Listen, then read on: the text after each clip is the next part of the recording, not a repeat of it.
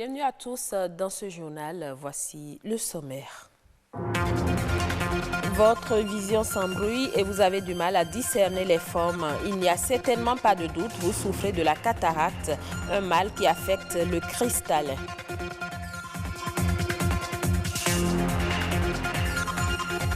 Autant il faut un permis de conduire pour les voitures, autant il en faut pour certaines motos à 2 ou 3 roues. Par ignorance ou mépris des dispositions légales, les motocyclistes n'y accordent aucune importance. Le climatiseur procure bien-être et fraîcheur, mais attention à ne pas altérer sa santé. Un spécialiste en froid et climatisation, on revient sur le sujet.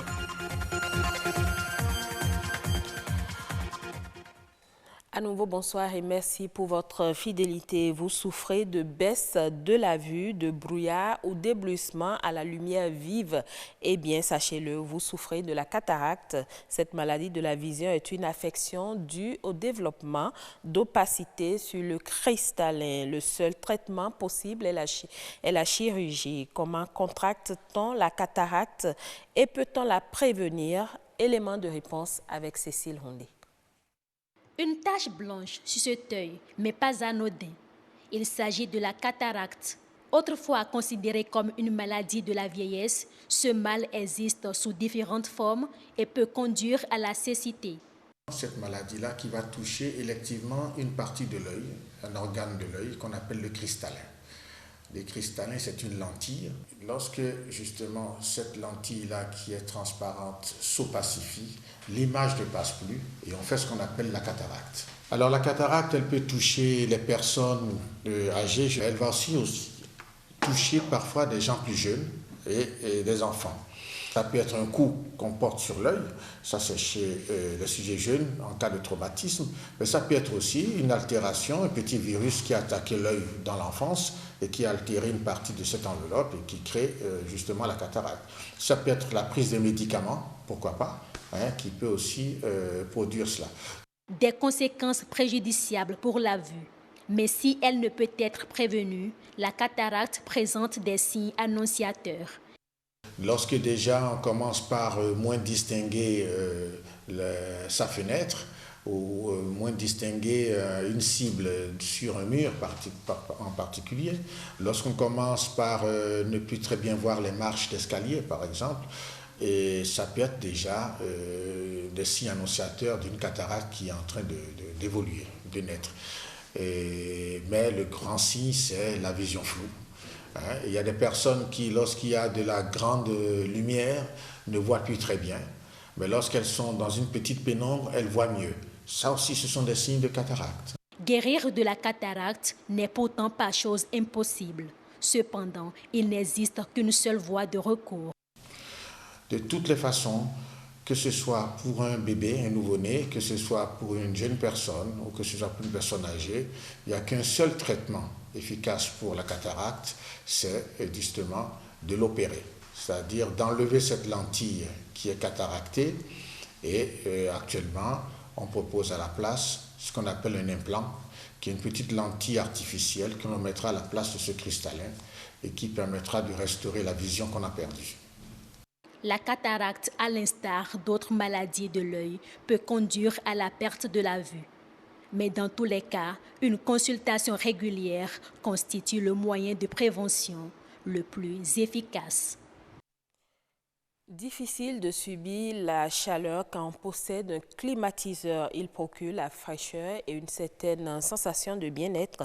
Mais selon les spécialistes, il faut pouvoir utiliser la climatisation sans altérer sa santé. Serge Morès est spécialiste en froid et climatisation. Il nous donne quelques conseils au micro de César Attiadé et Ulvaeus Balogun.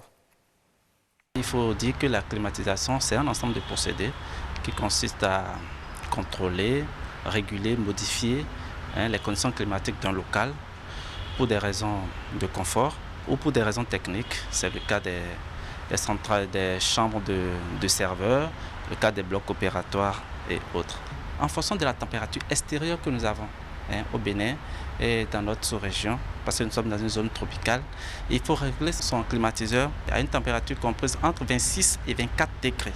Généralement, le climatiseur même est conçu pour fonctionner 8 heures de temps d'affilée, mais vous pouvez rester beaucoup plus longtemps. Si vous réglez votre climatiseur à 28 degrés, voilà que la température extérieure est déjà de 30, l'organisme, le corps humain est autour de 36, vous avez beau rester longtemps, ça ne vous dira pratiquement rien. Parce que l'écart de température entre l'extérieur et le local est tellement réduit que l'organisme arrive à gérer facilement cette petite fourchette-là. Mais c'est quand les écarts sont beaucoup trop grands que cela crée des problèmes de santé. Entre autres, les maux de gorge, le mal de tête, le nez qui coule parfois pour certaines personnes. Vous allez voir que votre peau est desséchée. Vous n'allez pas avoir le confort. Autre chose, il ne faut pas allumer son climatiseur et laisser les portes et les fenêtres ouvertes. Ça ne vous servira à rien. Les déperditions iront tout de suite vers l'extérieur et en fonction du local dans lequel vous êtes, vous allez voir que la température n'est toujours pas atteinte et le compresseur va fonctionner plus longtemps. Et maintenant, lorsqu'il y a personne dans les locaux sont vides, il faut arrêter le climatiseur. Vous savez, et tous ces 3 éléments combinés vous font baisser considérablement en consommation d'énergie et du coup, vous allez avoir le confort qu'il faut et à un prix juste. Vous n'allez pas avoir des factures qui seront exagérées à la fin du mois. Petite ou grosse cylindrée, les conditions d'accès à la conduite sont les mêmes. Autant il faut un permis de conduire pour les voitures, autant il en faut pour certaines motos à 2 ou 3 roues. Une pièce indispensable pour éviter de tomber sous le coup de la loi. Mais les Béninois connaissent-ils l'importance du permis de conduire pour les engins à 2 ou 3 roues? Ulvarius Balogun s'est intéressé à la question à travers ce reportage que je vous invite à suivre. L'usage d'un engin à 2 roues ou d'un tricycle motorisé est soumis à une réglementation tout aussi particulière que celle des automobiles dans le cadre du Code de la route. Mais très peu de Béninois en sont conscients. Non, je n'ai pas de permis pour conduire ma moto. Visiblement, ils sont nombreux, les usagers de la route, à ignorer l'existence du permis de conduire pour moto. Pourtant, ce type de permis a bien sa valeur d'être. Les conducteurs à 2 roues ne respectent pas le code de la route. Et ce qui est à la base de ça, c'est qu'ils ne prennent pas l'auto-école avant de venir sur la route. Avant de mettre dans la circulation, vous devez avoir une autorisation de conduire un engin ou bien un véhicule automobile. Au Bénin, 3 catégories de permis sont reconnues en fonction de la cylindrée de la moto. Nous avons les permis A1, A2, A3.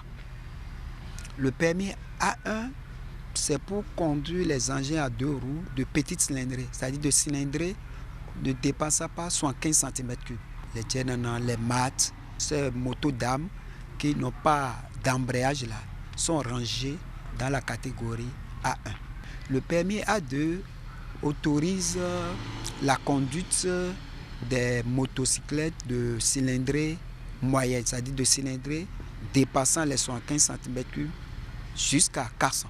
C'est les motos comme les Saneli, les Sania avec embrayage, les Bajaj, les engins des ZEM, même les tricycles. La catégorie A3, ça c'est pour les grosses motos.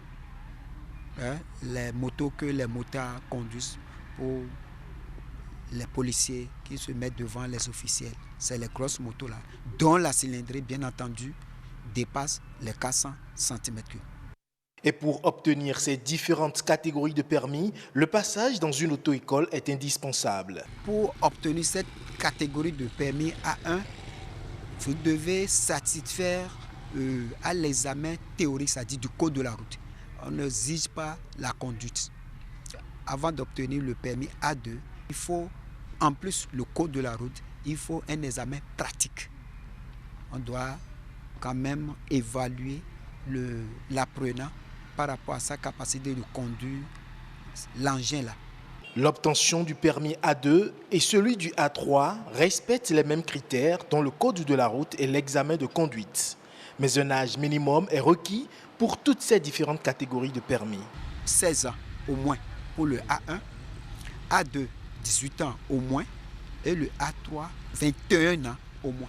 Les permis de conduire A1, A2 et A3 sont permanents. Le prix de leur obtention dépend certes d'une auto-école à une autre, mais le non-respect de cette réglementation est puni par la loi.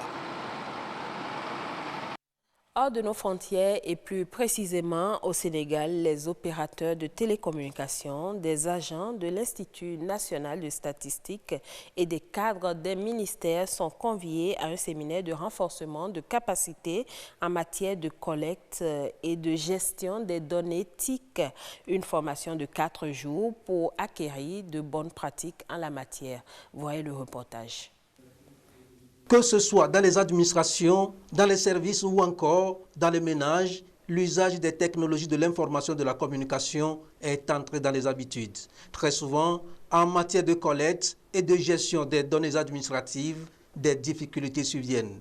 Cette formation de 4 jours est destinée à donner les bonnes pratiques aux opérateurs de télécommunications et aux agents de l'Institut national des statistiques. Ce sont des données qui proviennent directement des exploitants des services de télécommunications qui sont les opérateurs fixes, mobiles et les fournisseurs d'accès Internet mobile et fixe. Malheureusement, tant qu'il n'y a pas harmonie dans la fourniture de ces données dans le pays, chacun compte ses abonnés par exemple, il n'y aura pas harmonisation dans la collecte des données. Il faut harmoniser les bases communes des déclarations des données auprès des opérateurs. Donc, ce sont des indicateurs qui sont sur les abonnements, le trafic, les revenus, le chiffre d'affaires, les investissements. Les ménages, c'est des utilisateurs et des équipements et des technologies de l'information. Le taux de pénétration de la téléphonie mobile au Togo est passé de 70% à 84% de 2015 à 2018. Au même moment, l'Internet est de 49% en 2018. C'est dire que le développement des télécommunications est en nette progression. Les TIC sont un moteur de développement pour tous les secteurs socio-économiques. Le gouvernement a entrepris des efforts pour développer les TIC et il y a une stratégie. Pour pouvoir suivre cette stratégie, il faut aussi collecter les données pour avoir les statistiques, voir comment évolue la stratégie et faire suivi évaluation. Et il faut aussi harmoniser les collectes sur le plan international pour savoir comment ça se fait. Les différents acteurs ici réunis auront à définir des pratiques harmonisées, mais aussi des recommandations. Une feuille de route qui va aider les décideurs dans la mise en place des stratégies et politiques de développement durable. Et voilà qui met un thème à ce journal. Très bonne suite des programmes sur BB24.